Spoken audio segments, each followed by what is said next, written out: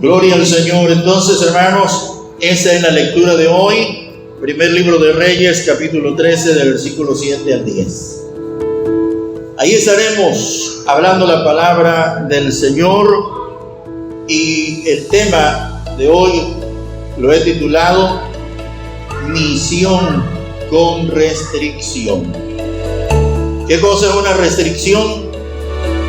Son limitaciones, son prohibiciones, algo restringido, que no puedes pasar de ahí, no puedes hacer aquello. Y aquí lo que encontramos, hermanos, es una misión con restricción. Son varias restricciones, pero hay una misión.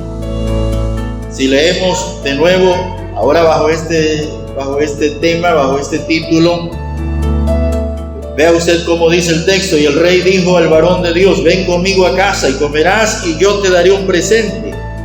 Pero el varón de Dios dijo al rey: aunque me diera la mitad de tu casa, no iría contigo, ni comería pan, ni bebería agua en este lugar, porque así me está ordenado por palabra de Jehová, diciendo: no comas pan, ni bebas agua, ni regreses por el camino que fuera. Ahí están las restricciones que se le habían dado al profeta, al hombre de Dios. Se le dijo: no comas pan en ese lugar, no bebas agua, y no regreses por el camino, por el mismo camino. Tienes que venir por otro camino. ¿Cuántas restricciones vemos ahí?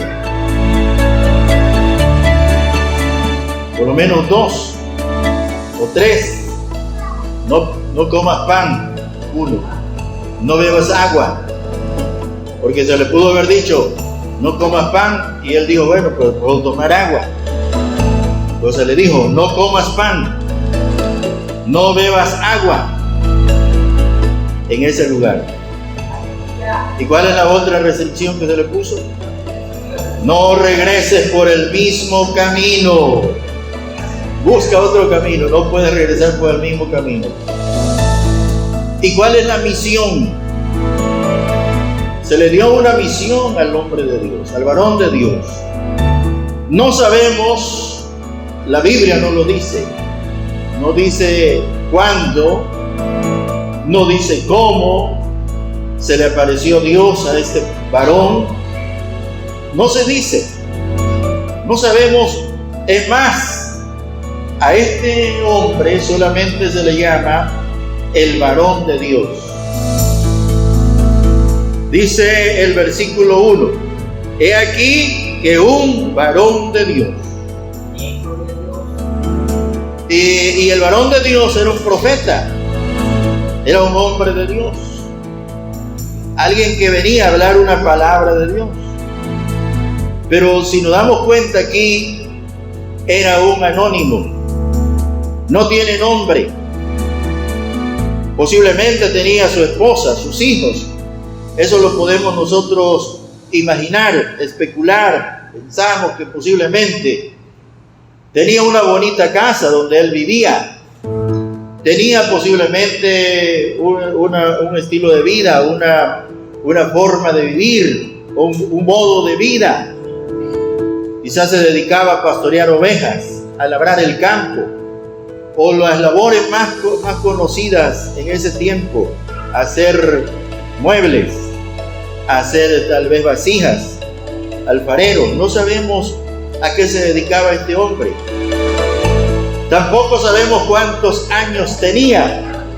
Se puede entender que era un hombre más o menos joven, porque pudo viajar desde el reino del sur hasta el reino del norte para llevar un mensaje. Y se entendía que iba a regresar en el mismo día. No se podía quedar a dormir, no podía descansar ahí, tenía que regresar rápido, porque él llevaba una misión. Y eso es lo que vamos a ver: cuál es la misión que este varón de Dios llevaba. La misión de este hombre fue llegar a donde estaba el rey Jeroboam, que era un rey que había tomado las 10 tribus del pueblo de Israel y había formado lo que se conoce como el reino del norte, cuya capital más adelante fue Samaria, que no era de la línea real, sino que era por ahí que había sido esclavo, etc. E inventa un nuevo sistema ceremonial. Edificó altares en lugares altos, construyó 2 becerros de oro y les dijo al pueblo: estos son sus dioses de ahora en adelante. Instituyó sacerdotes que no pertenecían a la tribu de Leví y creó nuevos días de fiestas religiosas y construyó un altar en Betel, que era un lugar histórico donde usted se acordará que Dios le apareció a Jacob en Betel. Entonces, ahí en ese lugar que era Betel, que significa casa de Dios, este hombre edifica un altar. Y ahí empiezan los sacerdotes que él había creado a ofrecer sacrificios. Entonces ahí donde estaba Jeroboam un día ofreciendo sacrificios, en el altar de Betel, ahí llega aquel hombre. Pero fíjense, a mí me llama la atención que no llegó a profetizarle a Jeroboam. La misión de este hombre era contra el altar que había sido edificado. Y dice el versículo 2, aquel clamó contra el altar. La ira de Dios en ese momento estaba encendida contra el altar donde se estaban ofreciendo los sacrificios paganos, en un lugar histórico para el pueblo de Israel. Y dice, y clamó contra el altar por palabra de Jehová y dijo: altar, altar. He aquí que así ha dicho Jehová: he aquí a la casa de David nacerá un hijo llamado Josías, el cual sacrificará sobre ti a los sacerdotes de los lugares altos que queman sobre ti incienso, y sobre ti quemarán huesos de hombres. Y dice la palabra: y aquel mismo día dio una señal, diciendo: esta es la señal de que Jehová ha hablado. He aquí que el altar se quebrará, y la ceniza que está sobre él, que sobre él está, se derramará. Y oiga bien esto que pasó. Cuando él cumple su misión de ir a maldecir el altar, inmediatamente el rey Jeroboam, dice el texto, extendió la mano. Cuando aquel hombre, aquel rey, oyó, dice el texto, fíjese bien si tiene la Biblia, versículo 4. Cuando el rey Jeroboam oyó la palabra del varón de Dios que había clamado contra el altar de Betel, extendió su mano desde el altar. Dijo: prendedle, que quiere decir agárrenlo. Y a lo mejor dijo: y amárrenlo como iguana. Pero ¿qué sucede? ¿Qué dice el texto? Que la mano que había extendido contra él se le secó y no la pudo enderezar. Le quedó robótica la mano, tiesa. No la podía enderezar por más que se esforzaba. Y mientras eso le estaba pasando al rey, tratando de enderezar la mano, y quizás sus siervos, sus criados, dándole masaje, echándole vaporú y todo aquello que había en aquella época, no pudieron enderezar la mano. Mientras tanto, el versículo 5 dice que el altar se rompió y se derramó la ceniza del altar conforme. Esto era una señal. El altar siguió, pero la señal era que en ese momento, la señal de que Dios había hablado era que se iba a quebrar el altar. Y dice que entonces se quebró el altar. Y ahí el rey quedó sorprendido. Dijo: mi mano no se endereza, el altar se ha quebrado. Este es un varón de Dios. Respondiendo el rey dijo al varón de Dios: te pido que ruegues ante la presencia de Jehová tu Dios y ores por mí para que mi mano me sea restaurada. ¿Y qué sucedió? Y el varón de Dios oró a Jehová y la mano del rey se le restauró y quedó como antes. Y a raíz de eso fue que sucedió lo que leímos, que el varón le dijo: ven conmigo a la casa, vamos a comer, vamos a beber y yo te voy a dar un regalo. Y es ahí donde él habla de las restricciones. Hay una misión que, si la analizamos con un poquito más de detenimiento, nos vamos a dar cuenta que la misión de este hombre es una misión poderosa. Este hombre no solamente fue enviado, sino que este hombre estaba empoderado. Tenía el poder de Dios, estaba corriendo sobre él, hermano. Estaba corriendo sobre él el varón, el poder de Dios. ¿Cómo nos damos cuenta de que el poder de Dios está presente en la misión de aquel hombre? Porque aquel hombre, hermano, lo que dice se cumple. Y porque aquel hombre, cuando alguien trató de hacerle daño, mientras él se mantuvo en la misión, sufrió daño a él mismo. Por eso Jeroboam se le engarrotó la mano y se le secó. Es que había poder de Dios en la vida de aquel hombre, había una unción especial en la vida de aquel hombre. ¿Y cómo más nos damos cuenta de que la unción y el poder de Dios estaba en él? Porque cuando oró a Jehová, la mano se volvió a enderezar. Esos milagros lo vemos en la vida de Jesús, cuando dice que había un hombre de la mano seca y el Señor le dijo: extiéndela. Y al momento dice que se le restauró la mano. Entonces este hombre estaba empoderado. Era una misión en la que Dios había empoderado a este hombre. En segundo lugar, nosotros podemos ver que esta misión era una misión valiente. Era para un hombre valiente, para un hombre valeroso, para un hombre que estaba plenamente seguro de lo que hacía. No era un loco, no era un charlatán, no era un cualquiera.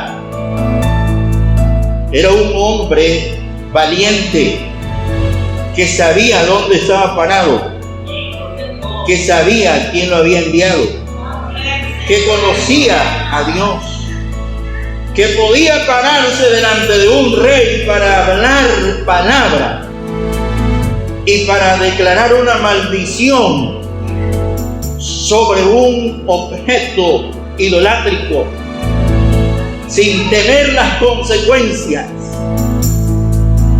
Un hombre poderoso, un hombre valeroso. Y oiga, en esa misión nosotros podemos ver certeza. La certeza. Este hombre dice contra el altar: he aquí que a la casa de David, o sea, de la tribu de Judá, nacerá un hijo llamado Josías.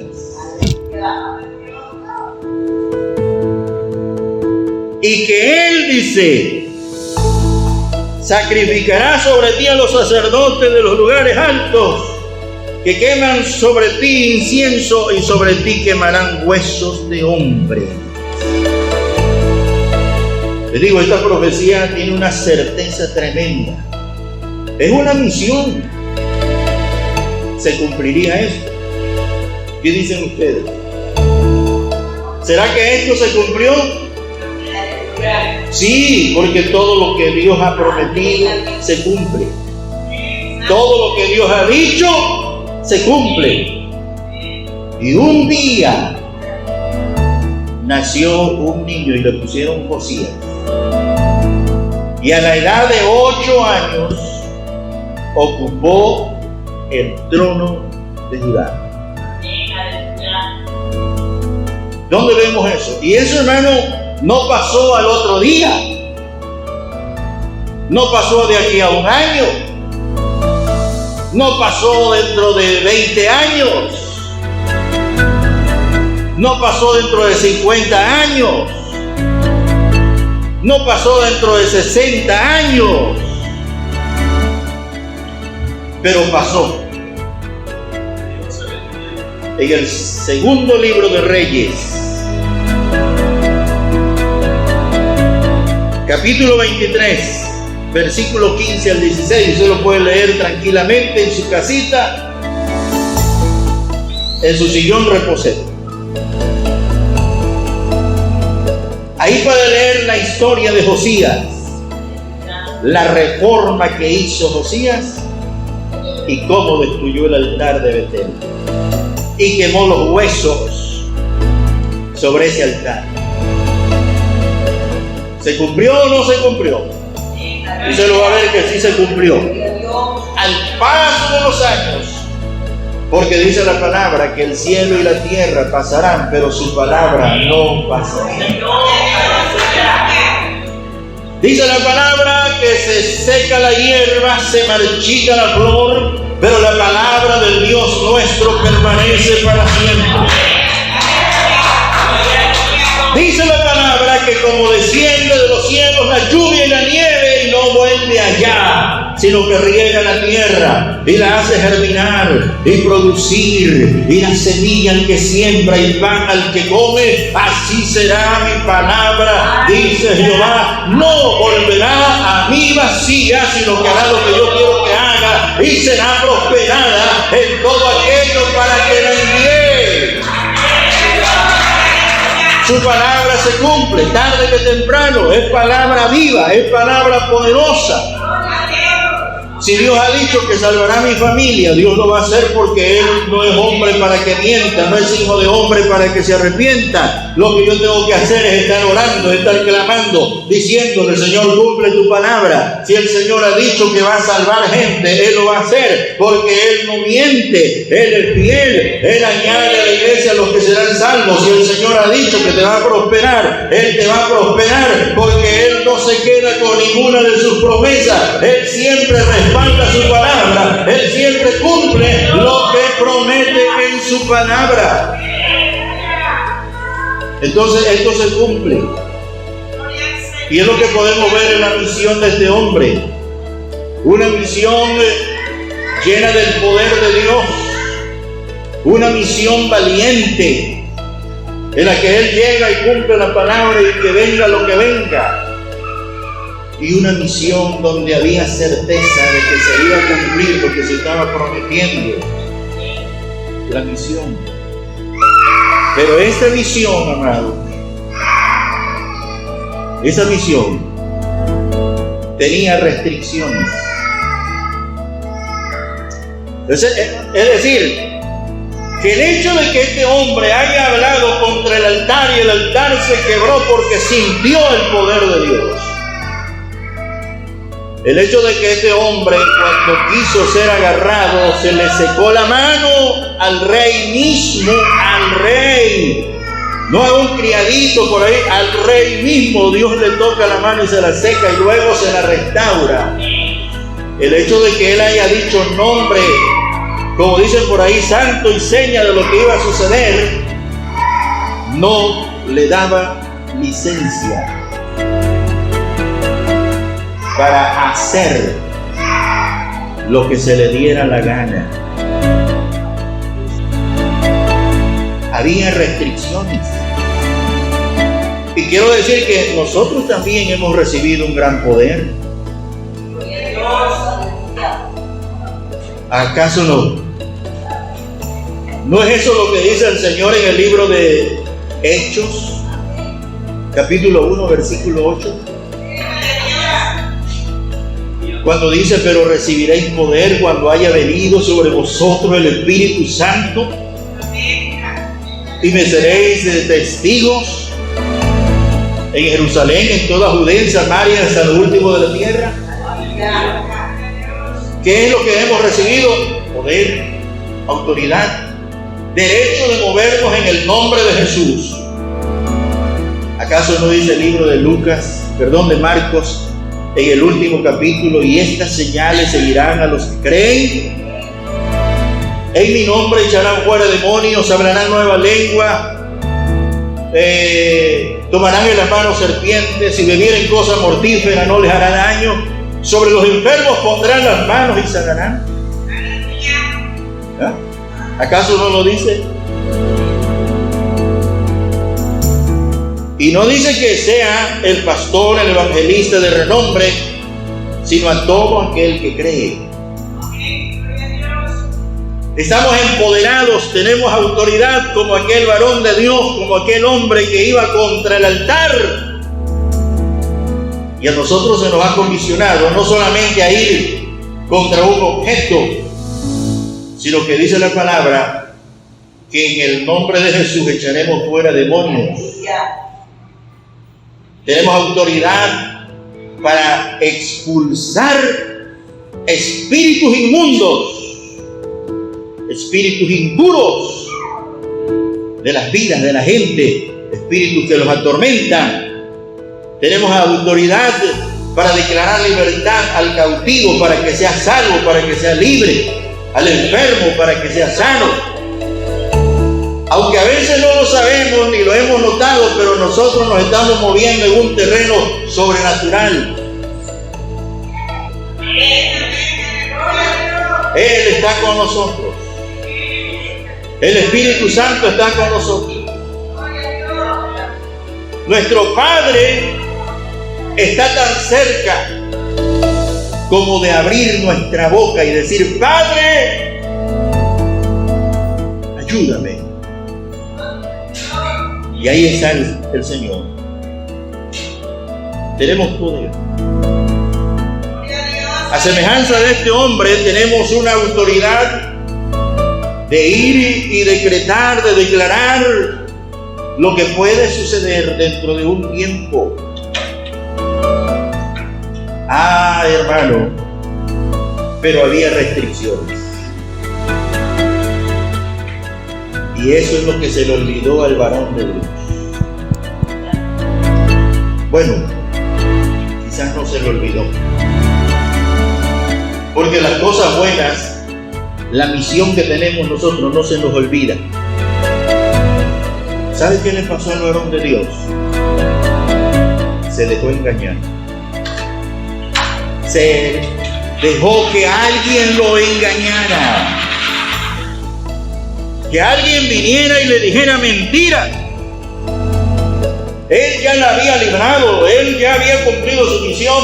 Le dijo al rey: aunque me des comida, me des la mitad de todo lo que tienes, yo no me quedo. Jehová me dijo así que me voy. Se fue por otro camino. Pero las noticias trascienden. Y aquello que él había hecho, había testigos. Y habían unos hijos de un profeta antiguo, viejo, y yo digo mañoso o envidioso, porque aquel viejo profeta debe haber dicho: ¿por qué viene un hombre de tan lejos? Y a mí que estoy aquí, el Señor no me dijo que yo lo hiciera. Y así lo dice la Biblia en el versículo 11. Moraba entonces en Betel un viejo profeta, el cual vino su hijo y le contó todo lo que el varón de Dios había hecho aquel día en Betel. Le contaron también a su padre las palabras que había hablado el rey, y entonces su padre les dijo: ¿por qué camino se fue? Sus hijos le mostraron el camino por donde había regresado el varón de Dios que había venido de Judá, y él dijo a sus hijos: ensíllenme un asno Y ellos le enseñaron el asno y él lo montó. Y yendo tras el varón de Dios, lo halló. Fíjese bien el proceso del tropiezo para un hombre, para una mujer que ha recibido una misión.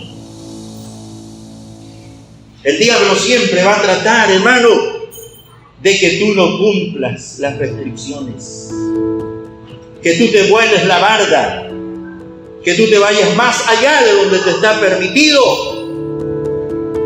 que tú hagas lo prohibido.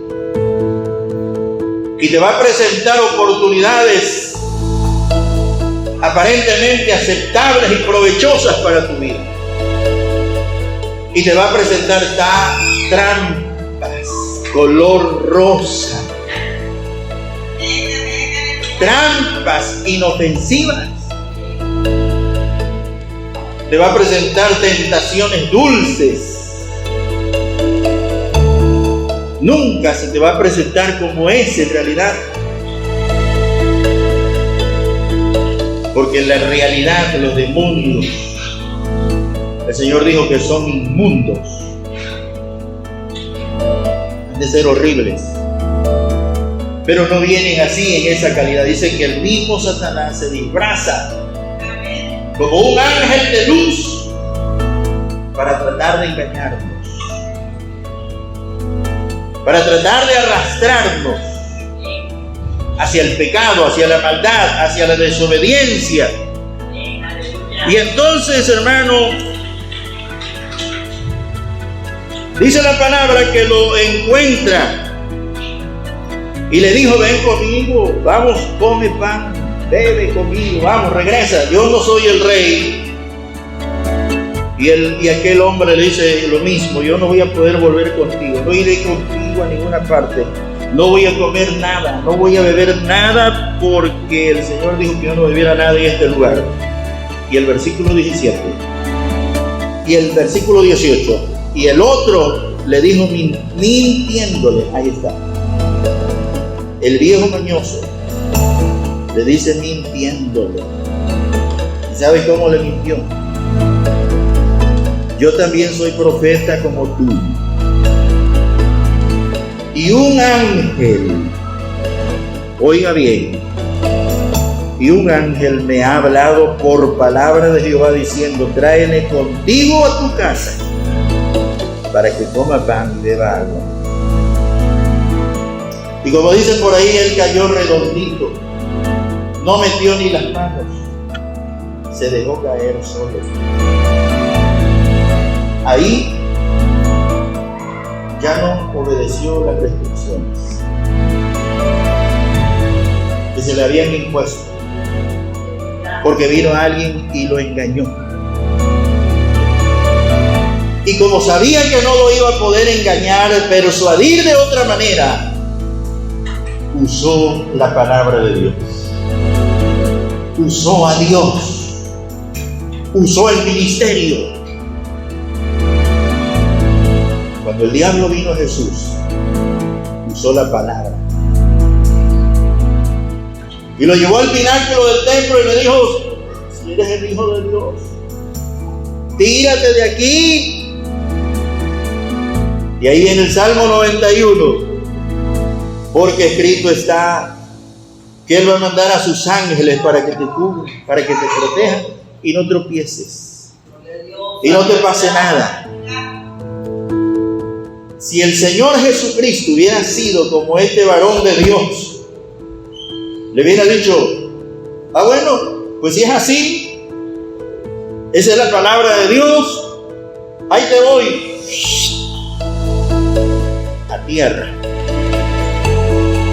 Pero el Señor le dijo: escrito está, Satanás, no tentarás al Señor tu Dios. Ahí a aquel hombre se le olvidaron las restricciones y se dejó caer desde el precipicio, se dejó caer desde lo más alto, se fue de boca porque sucumbió ante un engaño, una mentira. Qué tremendo. Que a veces nosotros mismos creemos las cosas que nos dicen cuando usan la palabra de Dios.